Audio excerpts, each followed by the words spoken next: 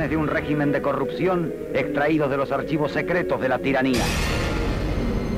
Un film crítico y despiadado realizado por la Revolución Libertadora. Se había creado un mito fabuloso alrededor de Perón y Eva Perón, un mito que ahora se desploma estruendosamente.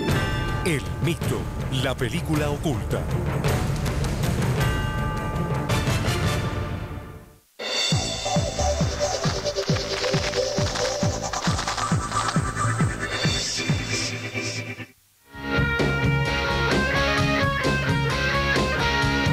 A las 11 de la noche volvemos. Chau,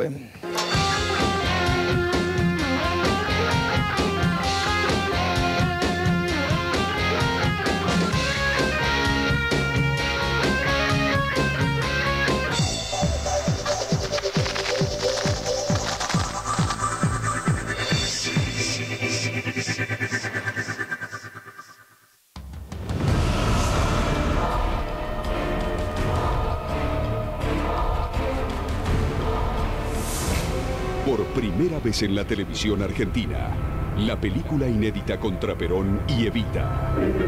Asombrarán al mundo las revelaciones que se registran en un film sin precedentes. Crímenes y despilfarros de la más cruel dictadura de los tiempos modernos. Un film que nunca se exhibió en público, realizado por la Revolución Libertadora. Por fin se descorre el velo sobre 12 años de dictadura. Canal 9 presenta un material único y exclusivo. El misterio de El Mito. La película oculta para desacreditar la figura de Evita.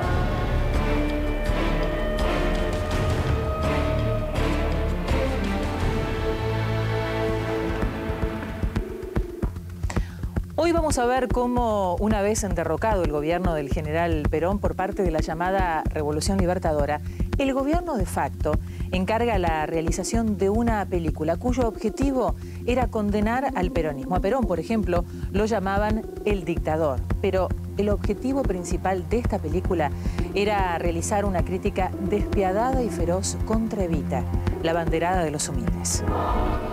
De la noche a la mañana, la insignificante actriz postergada se transformó en la mujer más poderosa del mundo actual. Sus caprichos eran órdenes, y sus órdenes muchas veces eran solo caprichos. Esta película fue realizada en el año 57, bajo el gobierno del general Aramburu. La llamaron El Mito, y no se conocen detalles de quién la realizó. Un verdadero misterio. Los entretelones de un régimen de corrupción extraídos de los archivos secretos de la tiranía.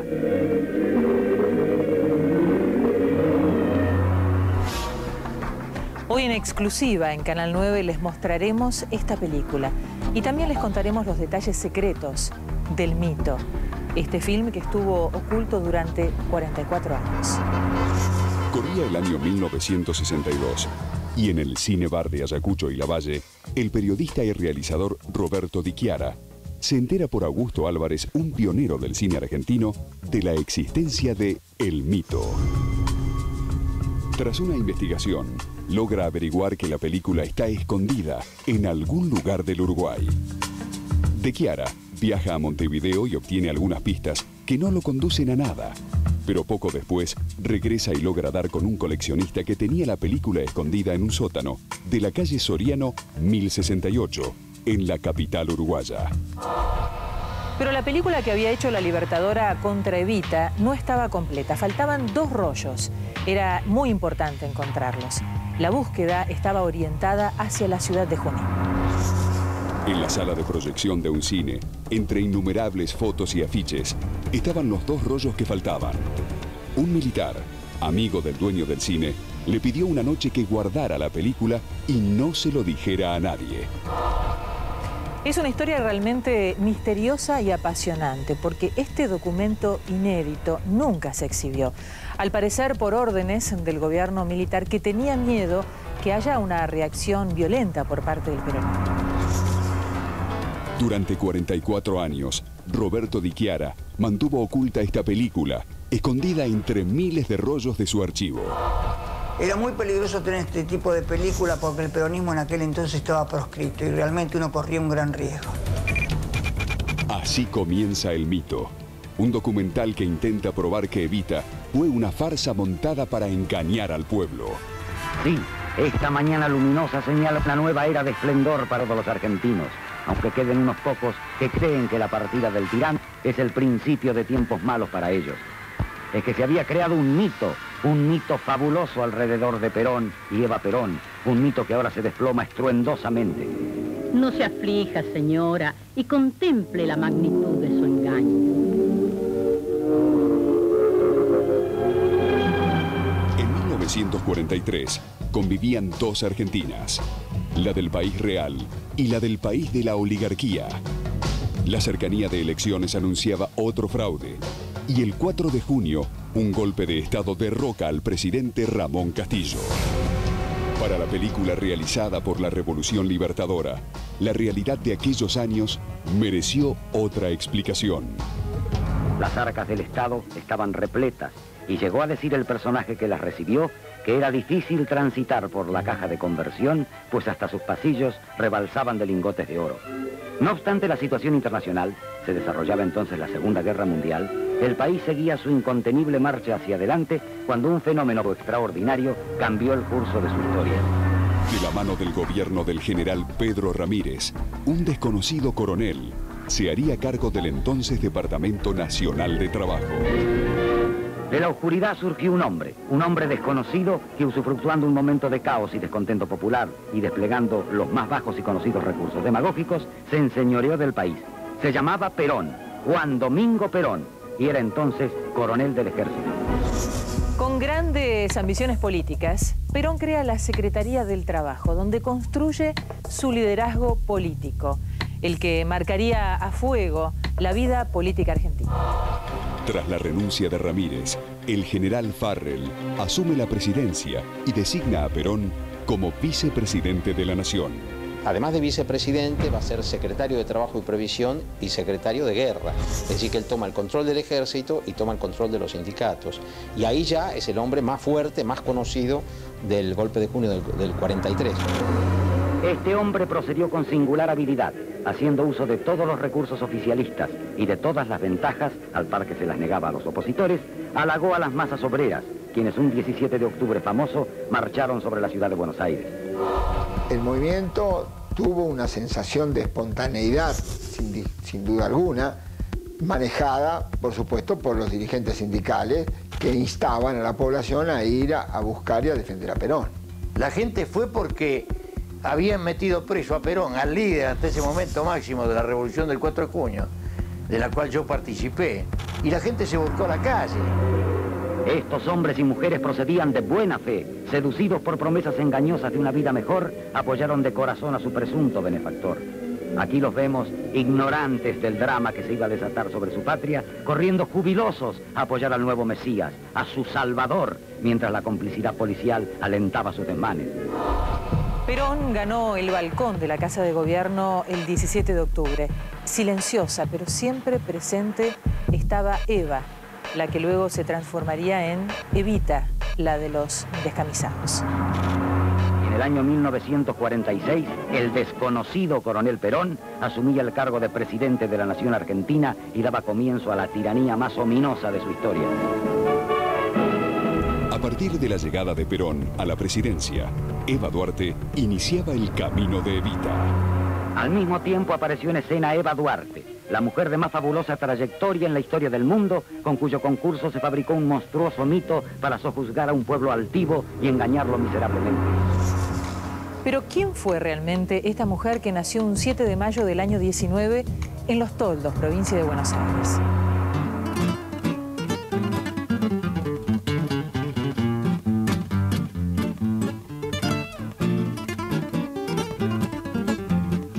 Evita tuvo una infancia muy dura, en primer lugar porque su padre, Juan Duarte, tenía dos familias, una legal en Junín y otra con Juana Ibarguren en Los Toldos, de la cual tuvo 4 hijos.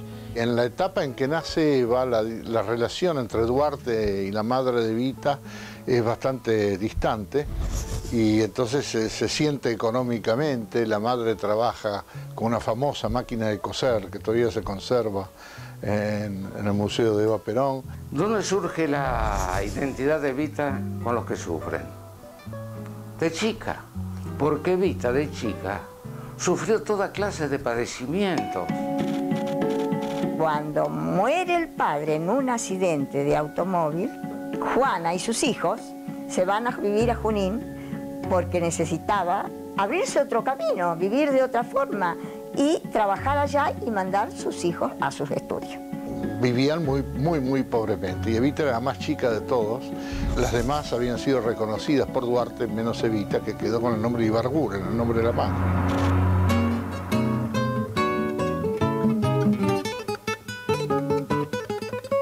Cuentan que cuando su madre la anotó en la escuela número 1 de Junín, usó el documento de uno de sus hermanos y así fue registrada como Eva Duarte. Lejos del mito, Evita soñaba con ser actriz.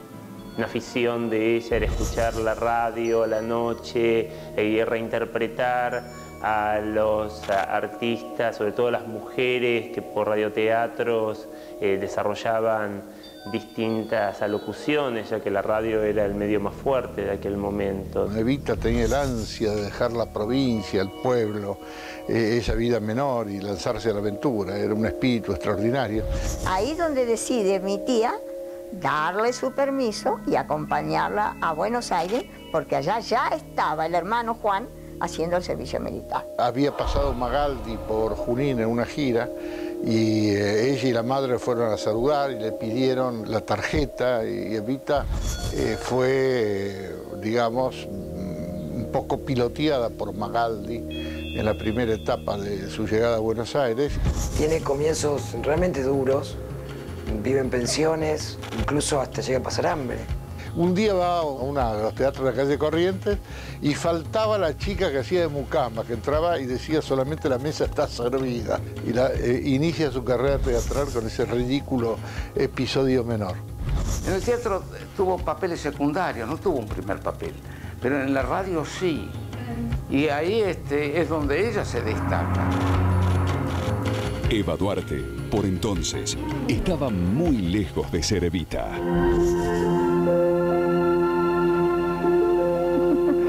Cada día estás más linda. ¿Te parece? Qué raro que me digas eso. ¿Por qué? ¿Te fijas tan poco en mí? ¿Que no me fijo? No. En 1944 tendrá su papel más importante en la película de Mario Soffici, La cabalgata del circo, junto a Hugo del Carril y Libertad Lamarque.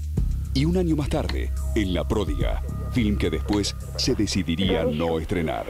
Yo, la pródiga, juro que nunca seré para ti una cadena, que no te pesaré ni un solo día, que no tendrás que aborrecerme ni una sola hora. Eva Duarte era una actriz de ínfima categoría.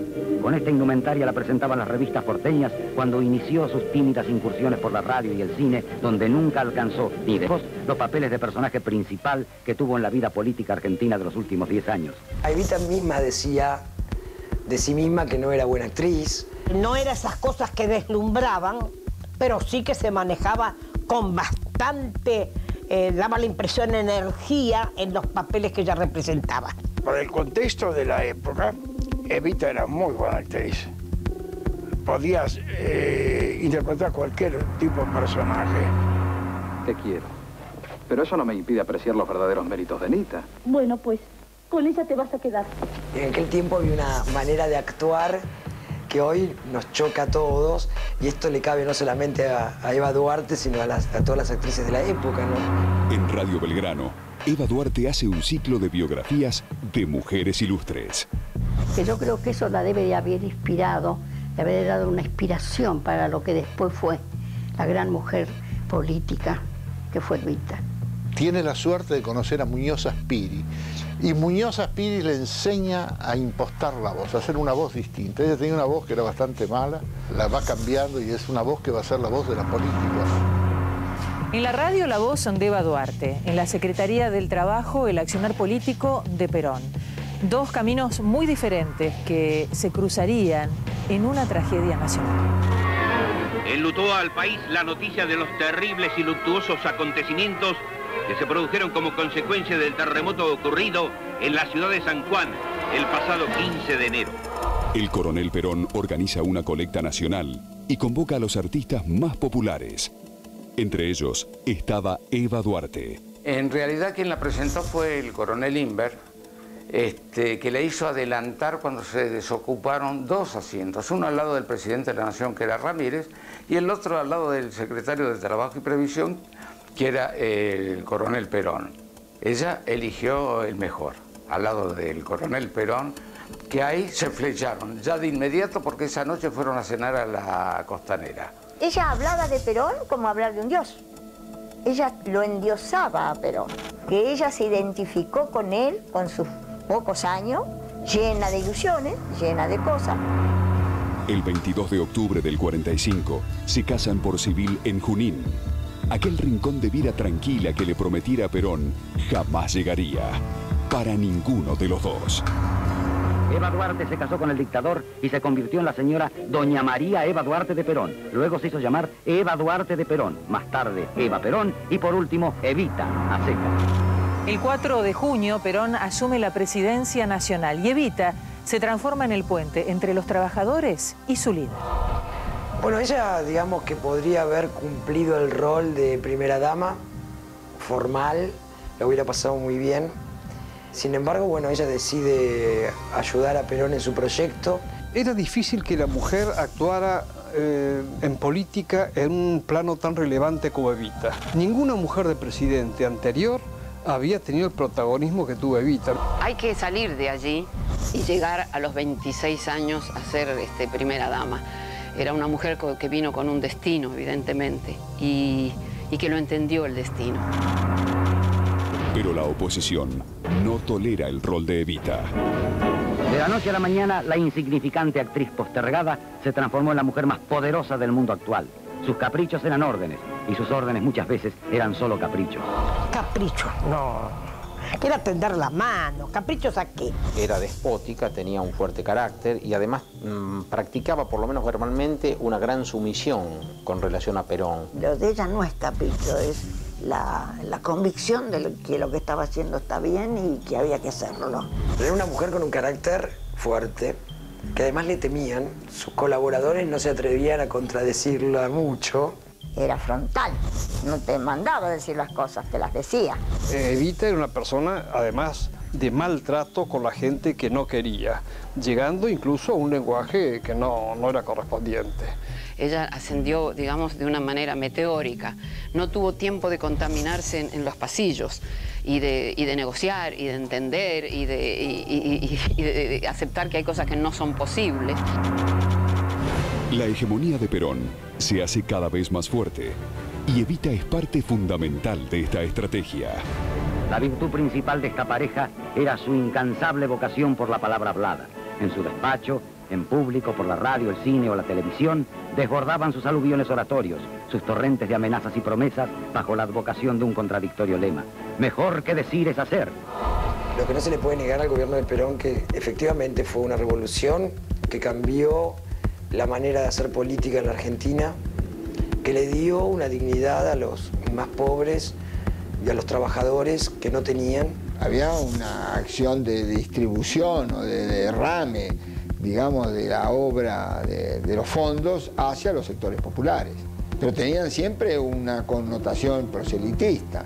Yo creo que cada vez que votan por el peronismo están votando para que vuelva aquel momento de verdadera justicia social y de coraje que se vivió entre el 45 y el 50. Mientras Perón se ocupa de las Fuerzas Armadas y las tareas de gobierno, Evita levanta su voz contra la oligarquía. Una vez más, mis queridos descamisados, el capitalismo foráneo y sus sirvientes oligárquicos y entreguistas han podido comprobar que no hay fuerza capaz de doblegar a un pueblo que tiene conciencia de sus derechos. Siempre tuvo eso, que en el mundo había pobres y ricos. Y ella tenía como una rivalidad con los ricos, razón por la cual los ricos la odiaban.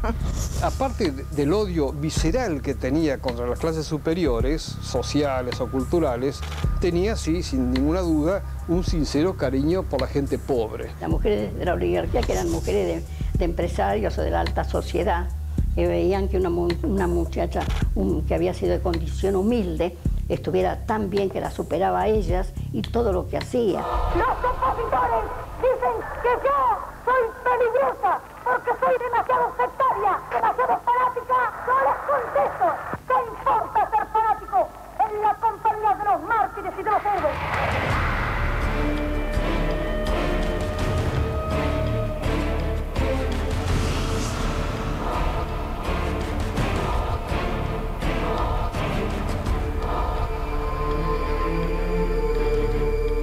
De Viviana, estalló la bomba. Si yo supiera qué pasa por la cabeza de Nito Artaza, no sé si hubiera estado 6 años y medio con él.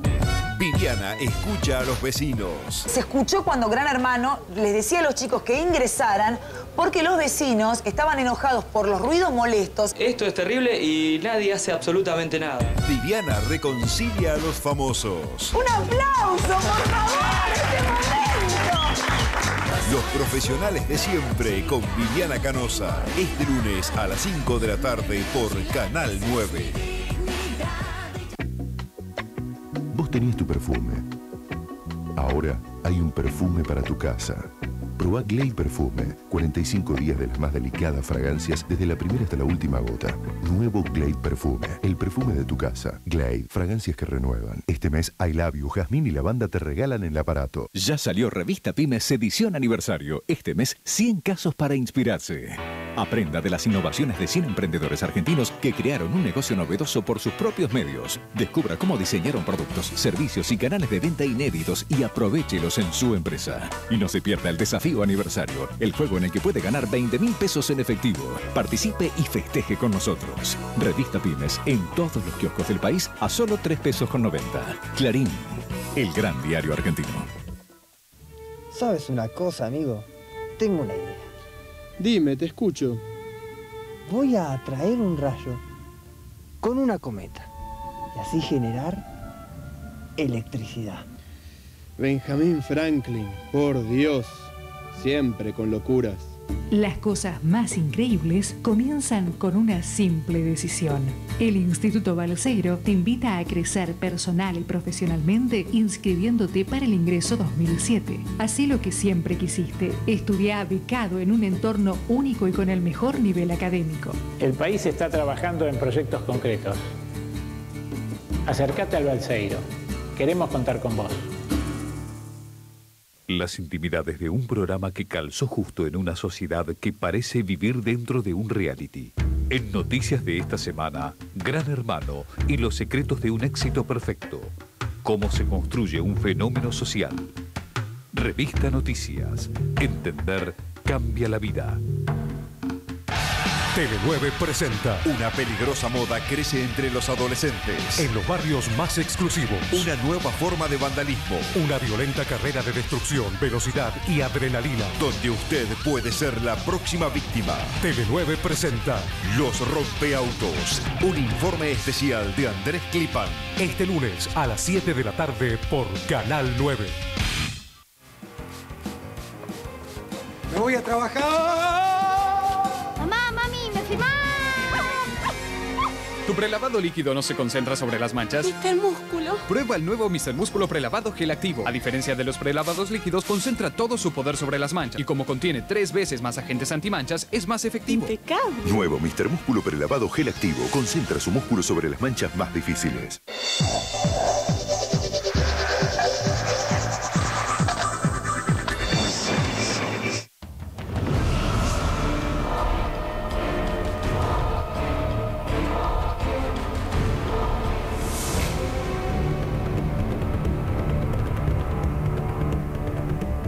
Como otra acción de propaganda oficial, el 6 de junio de 1947, Eva viaja a Europa para difundir la exitosa presidencia del general Perón y la felicidad del pueblo. El viaje a Europa de esta humilde mujer fue un agresivo exponente de fasto y despilfarro, como lo registran estas escenas con su cruda objetividad y que se reproducen sin cortes ni agregados, tal como fueron tomadas en su oportunidad. Eva Perón fue a pregonar por el mundo la felicidad y el progreso que el dictador Perón había implantado por decreto en su país, pintando con colores vivos y optimistas una situación de prosperidad que solo existía en la propaganda de sus sicarios. cuando ella baja y que se hace un acto y se llena de una manera sorprendente, está Franco al lado, y entonces ella se ríe y le dice, ve, cuando usted necesite un acto, llámeme a mí.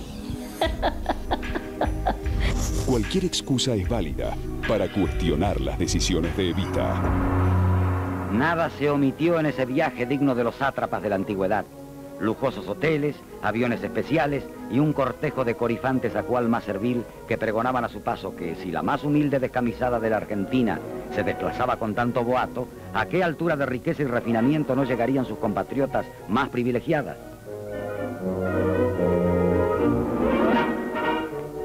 Los mejores modistos de la Rue de la Paix, los joyeros más famosos y más caros del mundo, acudían solícitos a poner a los pies de la señora las creaciones refinadas de su arte.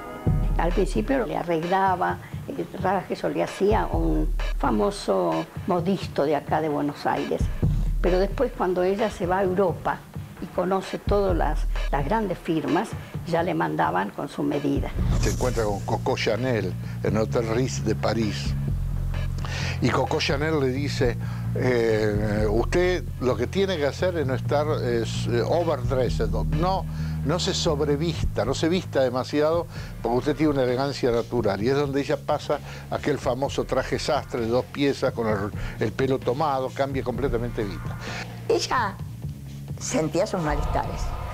Ya se duda cuando ella se va a Italia, a Europa, porque ella a la Virgen del Pilar de allá se saca los brillantes que llevaba puesto y se los deja. Ya vino Evita cambiada físicamente, se puede decir, estéticamente y hasta de espíritu. Vino más, ¿cómo le podría decir? Más sensible incluso. Al regreso de Europa, Evita decide crear la Fundación Eva Perón. Ella cuando vuelve dice que vio afuera todo lo que no tenía que hacer respecto de los pobres. Presta especial atención a esta parte, digamos, de los gobiernos, porque decía que eso era limosna, era quitarle dignidad a los pobres, era humillarlos. La verdad era que entre tanto los dineros públicos han dilapidado sin tasa en inversiones estériles y ruinosas, encubiertos bajo el rótulo de recuperación económica y otras centenares de frases huecas y pomposas que solo resultaron eso, frases pomposas y huecas. Esta miseria se ocultaba con el anuncio de ambiciosos planes quinquenales que iban a resolver por arte de magia la situación financiera que empezaba a ser desastrosa y además con la creación de la opulenta Fundación Eva Perón. Comienza esa fundación con el sueldo presidencial de Perón y luego, bueno, por supuesto, con contribuciones empresarias que los opositores de Eva van a decir que eran coacción y es muy probable que lo haya hecho así. Las primeras compras las hace y manda la factura al secretario de Hacienda, que era Ramón Cereijo, para que las pague con plata del Estado. Se manejaba con los impuestos, porque sabía que había impuestos. Había en las carreras, había en los cines, o se olvidaron de eso. Poco a poco, la Fundación Eva Perón despliega verdaderos actos de gobierno. La Fundación Eva Perón asistía principalmente a mujeres, ancianos, niños, no solo de la Argentina, sino del resto del mundo. Ella incorporó algo a la política que hasta ese entonces no estaba, y es el afecto. Evita tiene la novedad en la política de que el problema está aquí, hoy, y hay que solucionarlo aquí y hoy. No mañana con una teoría, con un programa del ministro de Economía, con esas cosas que el pueblo nunca ve. La fundación fue el centro donde se nucleó toda esa ayuda social. Inaugura una escuela provincial que lleva el nombre de María Eva Duarte de Perón. La señora de Perón expresa conceptos acerca de la empeñosa acción social que desarrolla el gobierno de la revolución. Tenía 3 turnos de 8 horas de gente, más o menos unos 30 mecanógrafos, respondiendo cartas en toda la República, enviando juguetes a los chicos. Es una acción social directa. Cómo recibían las cartas, cómo eran catalogadas, cómo iban los asistentes sociales a corroborar que el pedido fuera real. Realmente muestran una obra de organización realmente impresionante y además un criterio para hacerlo también que impresionaba para la época, ¿no? Complejos de viviendas, escuelas, hospitales, residencias para vacaciones y la República de los Niños demandaban millones y millones de pesos de la fundación.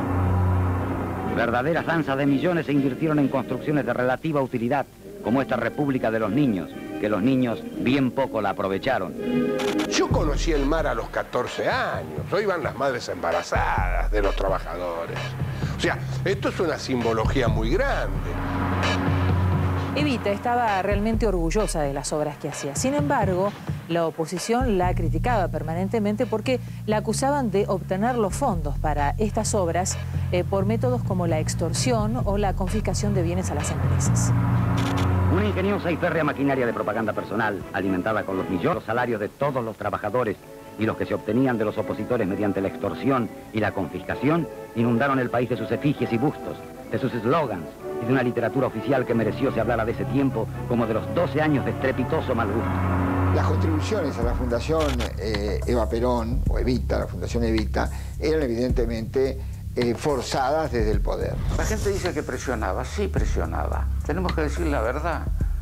Presionaba a aquellos tramposos que estaban trampeando al pueblo. Todos los industriales estaban obligados a darle el aporte a la Fundación Eva Perón. Lo que ella hacía era porque ellos debían impuestos al país, ¿no? Así que les obligaba a pagarlos.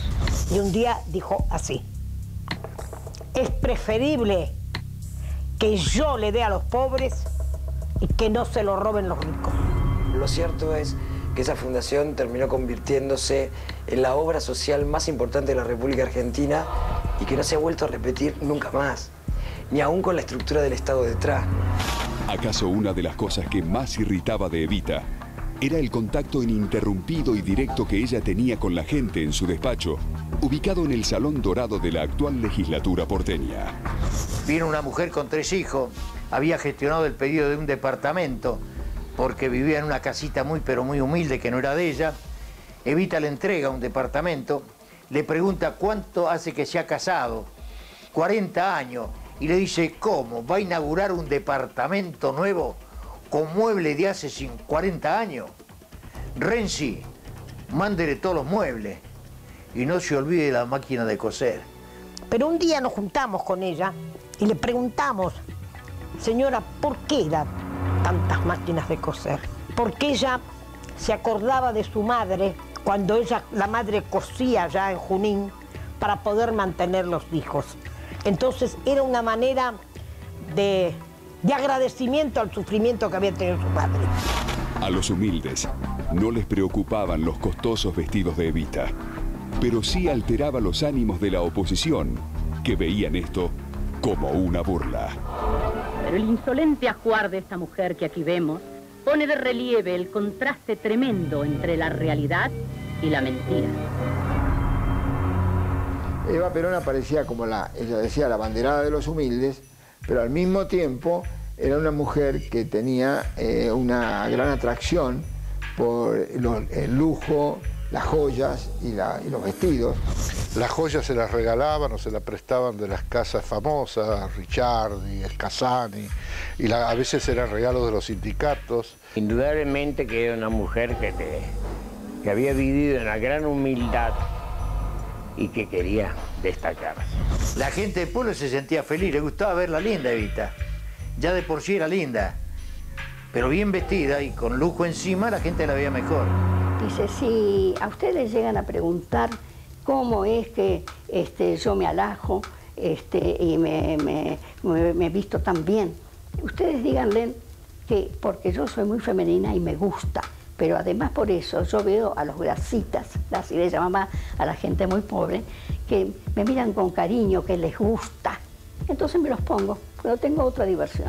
Ella es mucho más aparatosa, mucho más producida, mucho más ostentosa en los primeros años, y a medida que va madurando y que va tomando más compromiso con la gente y todo, se despoja. Era una persona que sinceramente se volcaba a los humildes y trabajaba en la Secretaría de Trabajo y Previsión, en un despacho especial, atendiendo a la gente y recibiendo a la gente muy pobre. Y eso nos chocaba a los pobres. La propaganda fue, sin duda, el principal aliado que tuvo el primer gobierno de Perón. Como en las más acreditadas épocas de la decadencia romana, se practicó con largueza la vieja fórmula de pánenes circenses, es decir, llenar el estómago y desviar de los sojuzgados la preocupación por su servidumbre. La propaganda del gobierno era en todos los campos, no solamente en la parte deportiva, sino también en el aguinaldo que inventó Perón, es un sueldo extra a costa del patrón. Perón utilizaba lo deportivo y los campeonatos juveniles y tantas otras cosas como una tarea de distracción. Mentira más grande no hay. Viajes publicitarios, dádivas, retratos e insignias partidarias devoraron más fondos públicos para colmar la insaciable vanidad del que se denominó a sí mismo el primer trabajador de la Argentina.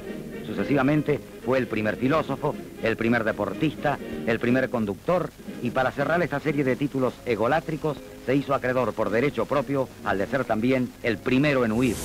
Que había una campaña de adhesión y de difusión del nombre de las dos figuras principales, de Perón y de Eva Perón, permanente en todo el país.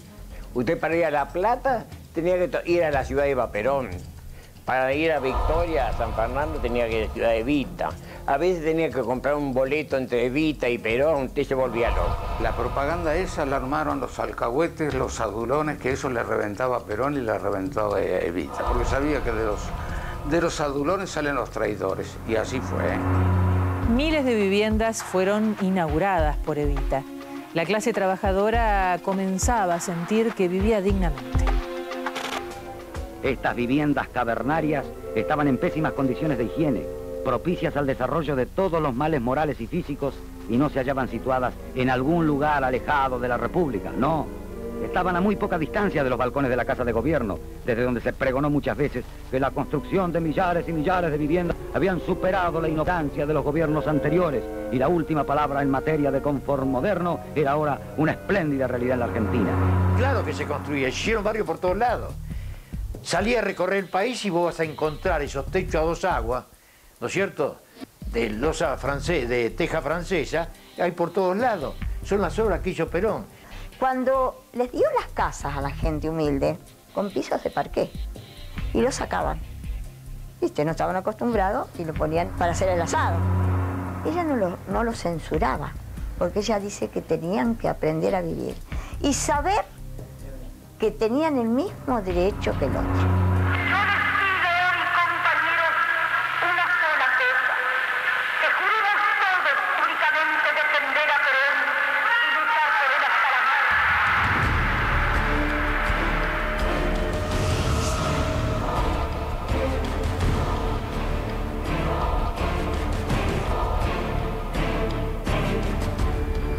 Discípulo que amó a su maestro. Daría mi vida por ti. Antes de que el gallo cante, me negarás 3 veces. Un hombre que tuvo miedo. ¿Por qué lo niegas si yo te vi con él? Te equivocas, mujer. Eres uno de sus seguidores. Nunca lo había visto. Y fue perdonado. Te fallé, Jesús, te fallé. Y por eso fue que te elegí. Y te vuelvo a elegir, Pedro. San Pedro. Soy Pedro, siervo de Dios. Una superproducción impactante con Omar Sharif. Este domingo a las 10 de la noche por Canal 9. ¿Sabías que puedes dejar tus pisos limpios y brillantes sin usar balde ni limpiador líquido? Claro, usando Glow Coat Revolution. El único autobrillo que limpia y encera a la vez. Aplicás Glow Coat Revolution en un trapo húmedo y lo pasás hacia adelante y atrás, hasta que tu piso quede limpio y brillante. Y listo. Glow Coat Revolution. Tener tus pisos impecables nunca fue tan fácil.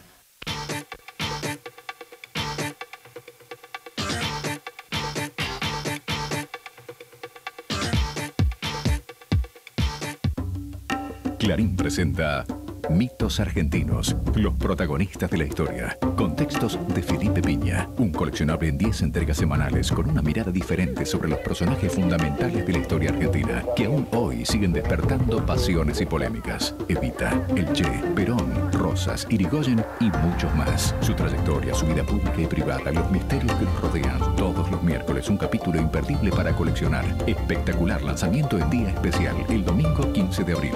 Clarín, el gran diario argentino. Cuando miramos tanto dolor, solamente encontramos una explicación: su amor. Detrás de todo ese dolor, en el núcleo de todo ese dolor, hay amor. El amor con que me amó y con que te amó. No le tengas miedo al amor. En esta Semana Santa, déjate acariciar por su amor.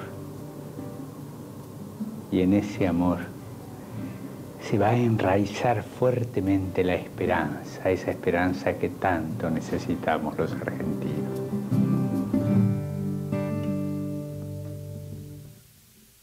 Esta semana en Revista 7 Días, Milone versus Artaza. Amor, traición y política. El culebrón del actor político y la cantante desnuda la frágil frontera entre la vida pública y privada. Te contamos: Roberto Lavagna, la siesta del candidato Bonsai, que no crece en las encuestas. Además, Marcelo Tinelli pre-TV, cumpleaños austero y concentrando en punta. Reclame con esta edición el suplemento de Cultura Asterisco. Léelo en 7 días, todos los viernes, en tu kiosco a 3,50. ¿Cuánto trabajo te cuesta mantener tu casa fresca y perfumada todo el día, todos los días? Por suerte, Glade te presenta una elegante solución. Glade Glass Scents, el nuevo sistema recargable que te permite disfrutar del más elegante diseño y las más ricas fragancias durante 30 días en forma continua. Glade Glass Scents. Glade, fragancias que renuevan.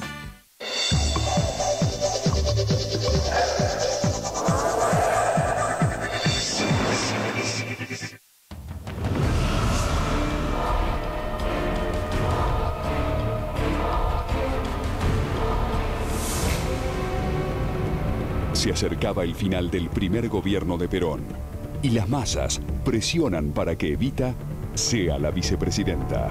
Al llegar a su término la primera presidencia de Perón, los argentinos advirtieron con estupor que se pretendía exaltar a la vicepresidencia de la República a Eva Perón. Pero Evita no sería la candidata. Los rumores sobre una grave enfermedad ya ganaban la calle, aunque el gobierno lo desmentía. El primero que le dice a ella que tenía que hacerse estudios y que lo que ella tenía era muy delicado fue Iván Esevich. Y ella se resiste y se enoja. Lo echa Iván Esevich, la operan, vienen, le hacen transfusiones, pero ella se resistía, se iba lo mismo a atender a la gente. En más de una oportunidad el general llamaba para que fuera a comer, para que fuera a descansar. Y ella, ya voy. Parece que nunca llegaba el momento. A 3, 4 de la mañana dábamos vueltas por todas partes, íbamos a la casa de la empleada, comía un poquitito, salía corriendo para la residencia. Y un día el general le dijo: si no venís a comer, no vas a entrar. Y así fue. Llegamos a la residencia y la custodia no la dejó entrar. Ni Perón podía, porque no sabía que estaba enferma, pero ella tenía su carácter. Se resistía, no se entregaba. Si ella se hubiese atendido a tiempo, hubiera vivido más. El 22 de agosto de 1951, una imponente manifestación en la avenida 9 de Julio asiste a una gran desilusión: el renunciamiento de Evita. Compañeros, por el cariño que nos une, yo les pido por favor, no me hagan hacer lo que no quiero hacer.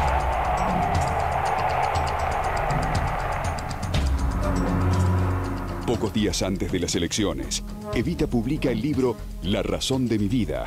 La mujer más poderosa y carismática sentía que su vida intensa se apagaba. El 4 de junio de 1952, cuando el general Perón asume su segunda presidencia, amantes y detractores verán a una Evita desconocida. Ella iba parada con el tapado de bisón en el auto y era un cadáver viviente a través de 100 transfusiones que le hizo el doctor Pack. Eso no lo sabe el pueblo nuestro. Era una pobre que estaba su vida alargada artificialmente. Faltaban solo 57 días para que aquella mujer que despertaba tantas pasiones entrara en la inmortalidad. Rueguen a Dios para que me devuelva la salud que he perdido, no para mí, sino para Perón y para ustedes. Fui y la vi en la cama. Estaba enferma. Me dijo: estoy escribiendo mi mensaje. Pero dice, estoy en desacuerdo con Perón en esto, porque no me lo quiere editar, porque dice que soy muy dura con la jerarquía militar y la jerarquía eclesiástica. Había como 500 mujeres en la residencia que nos había invitado a almorzar.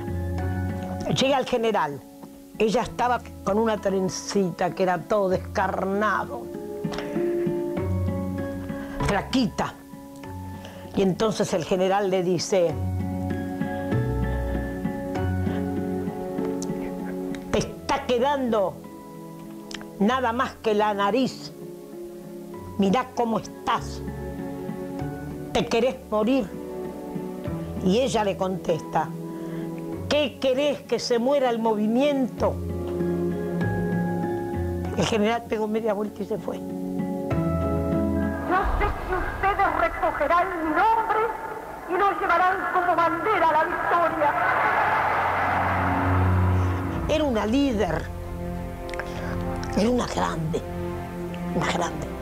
Cumple la Subsecretaría de Informaciones de la Presidencia de la Nación el penosísimo deber de informar al pueblo de la República que a las 20:25 horas ha fallecido la señora Eva Perón, jefa espiritual de la nación. El 26 de julio de 1952, a las 20:25 horas, a los 33 años, moría Eva Perón, la abanderada de los humildes.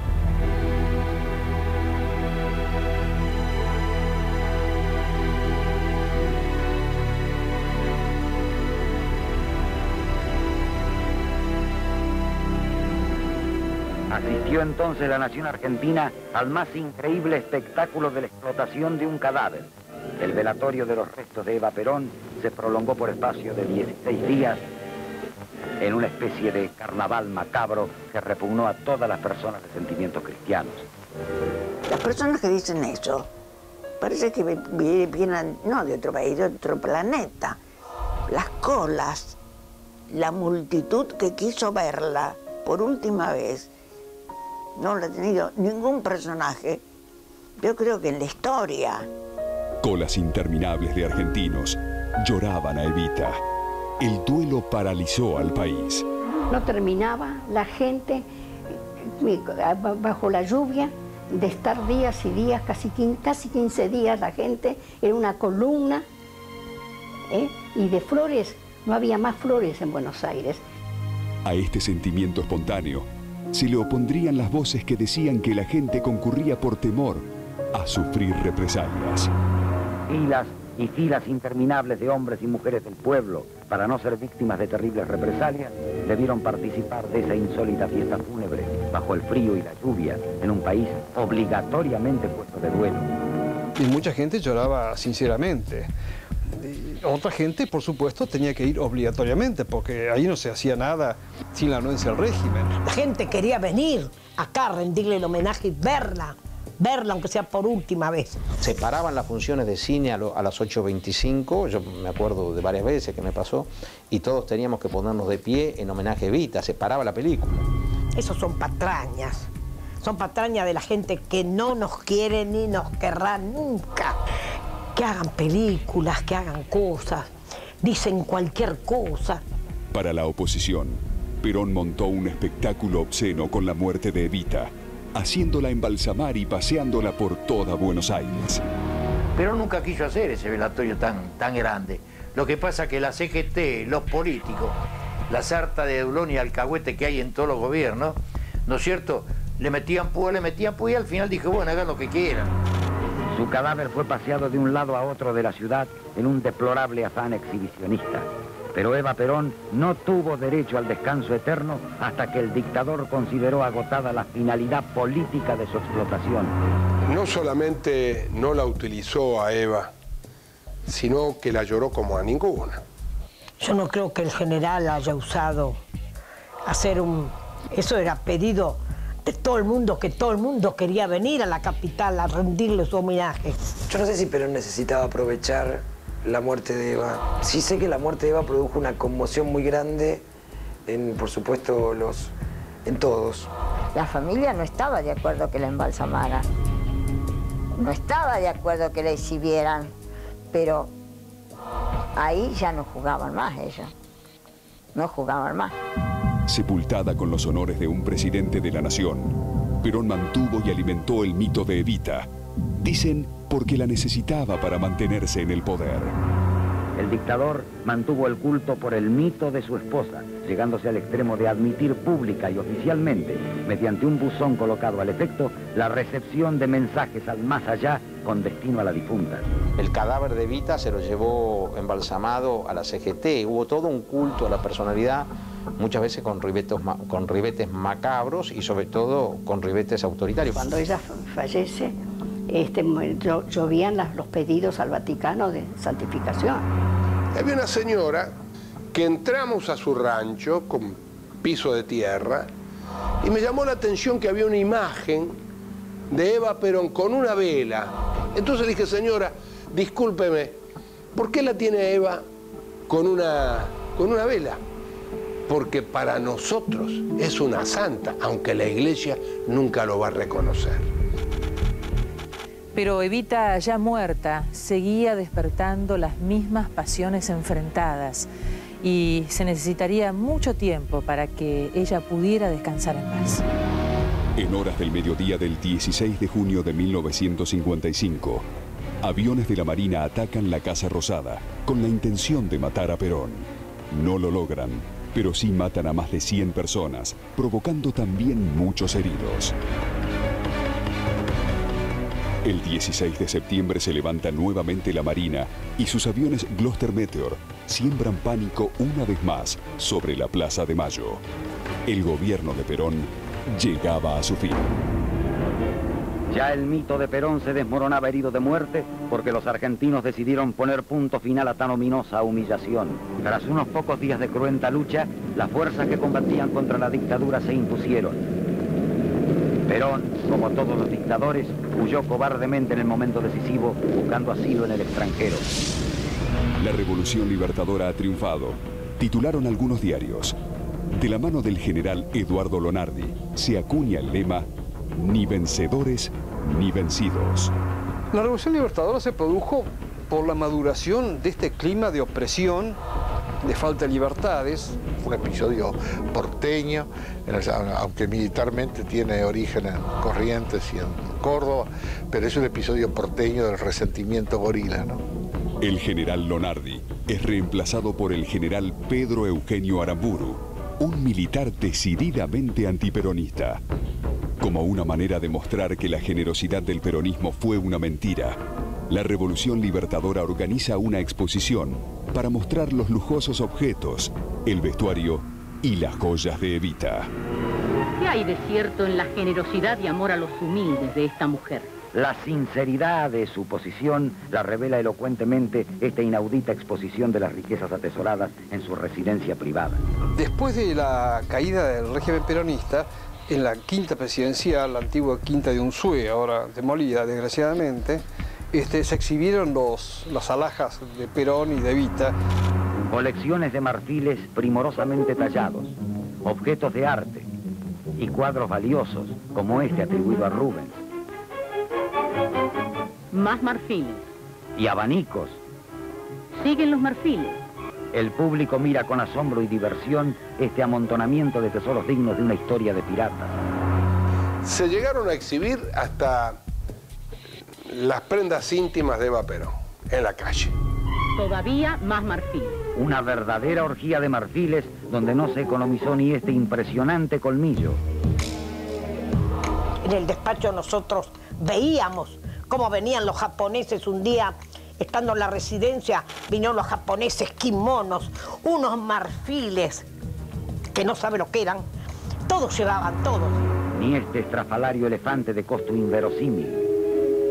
Piezas únicas amontonadas con una prodigalidad extraña en quienes tanto alarde hacían de modestia y austeridad, como esta magnificencia valuada en 5 millones de pesos. Las hay por un valor total estimado en 60 millones de pesos. Posee el equivalente del sueldo mensual de 60.000 trabajadores. Y ahora echemos una ojeada a los efectos de uso personal, como este esplendoroso tapado de armiño que una reina envidiaría. y otros de bisón y de distintas pieles no menos finas. Cuando se es gobierno, cuando se tiene poder, todos, sin excepción, son los que le acercan las ropas, las joyas.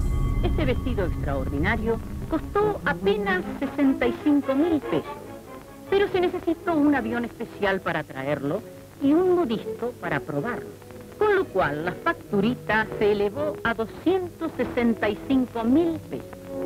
Kilómetros de zapatos, montañas de sombreros, en fin, un despliegue que hace dudar de su humildad y de su desprendimiento. Había casi 200 pares de zapatos de ellos, zapatos buenísimos, hechos en Francia, que la pobre no pudo llegar a usarlos porque murió joven y antes. Todos llevaban, todos. Ella no pedía. Que nunca me van a olvidar. Don't cry for me, Argentina. The truth is I never left you. Amada y cuestionada. El tiempo y la historia le otorgaron a Evita ese privilegio reservado para muy pocos, de ser un mito que necesita ser recreado permanentemente. Llores por mi Argentina. Es un personaje apasionante, es un regalo poder haberla hecho, una mujer excepcional, extraordinaria. Y cuando digo extraordinaria, yo no quiero decir ni buena ni mala, porque todos somos buenos y malos.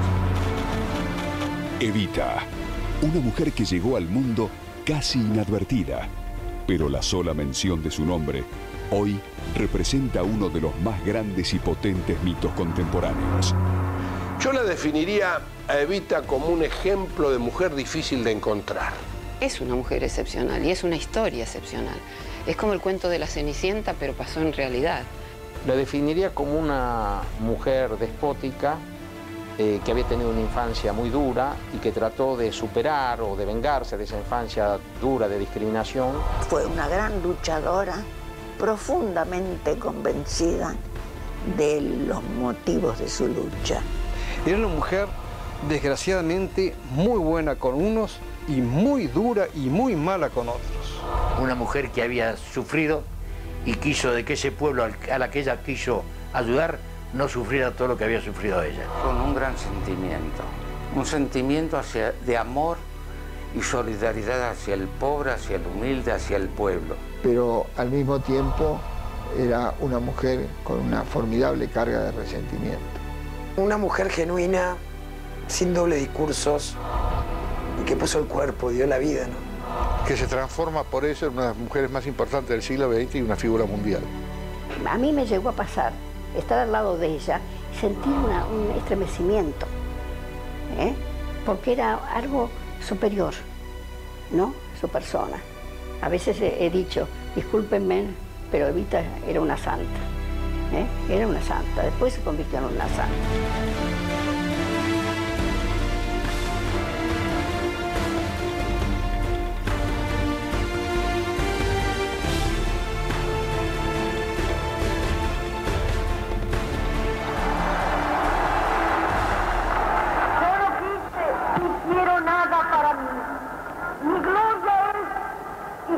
Siempre el escudo de Perón y la bandera de mi pueblo.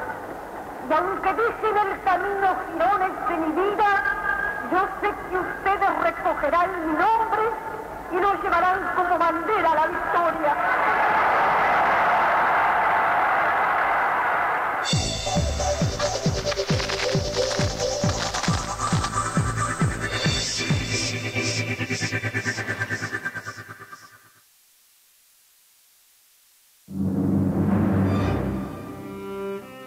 San Pedro.